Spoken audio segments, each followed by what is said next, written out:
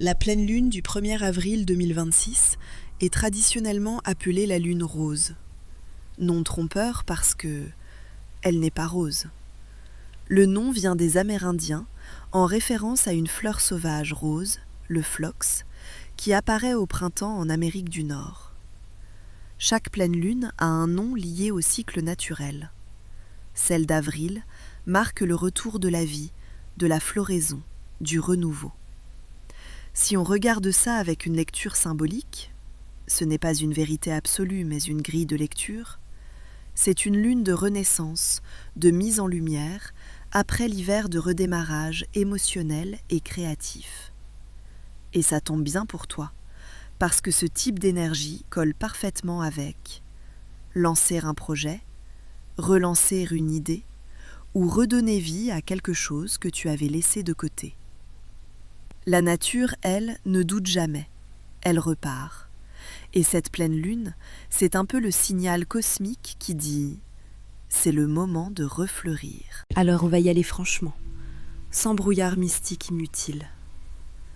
La pleine lune du 1er avril 2026, la lune rose, agit comme un révélateur de printemps.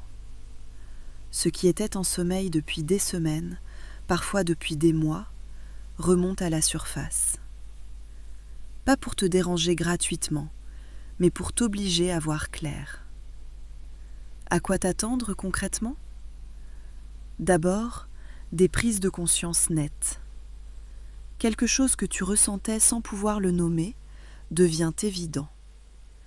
Une relation, une situation, un projet, tu vois enfin ce qui fonctionne et ce qui ne tient plus. Ensuite, un possible ras-le-bol intérieur. Pas forcément spectaculaire, mais suffisant pour dire « ça suffit ».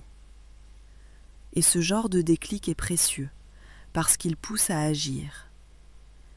Il peut aussi y avoir une accélération émotionnelle. Pas parce que la lune crée des émotions, mais parce qu'elle met en lumière ce que tu retenais. Ce que tu évitais de regarder devient difficile à ignorer. Mais surtout, elle ouvre une phase de renaissance concrète. On n'est plus dans l'hiver intérieur. On est dans le moment où tu choisis, soit de continuer comme avant, soit de changer quelque chose, même petit. Et ce choix a plus d'impact qu'il n'y paraît. Il peut y avoir une décision à prendre, un tri à faire, un projet à relancer ou un lien à redéfinir. Rien de magique, rien d'imposé, juste une fenêtre de lucidité. Les énergies de la pleine lune se ressentent généralement environ 3 jours avant et 3 jours après. Et la vraie question, ce n'est pas « qu'est-ce que la lune va faire ?» c'est « qu'est-ce que tu vas faire de ce que tu vois enfin clairement ?» Parce que voir, c'est une chose. Agir, c'est là que tout commence. Si ce contenu t'a plu, pense à lâcher un pouce et à t'abonner pour ne rien manquer. Retrouve-moi chaque matin pour l'horoscope. C'est publié à 7h30.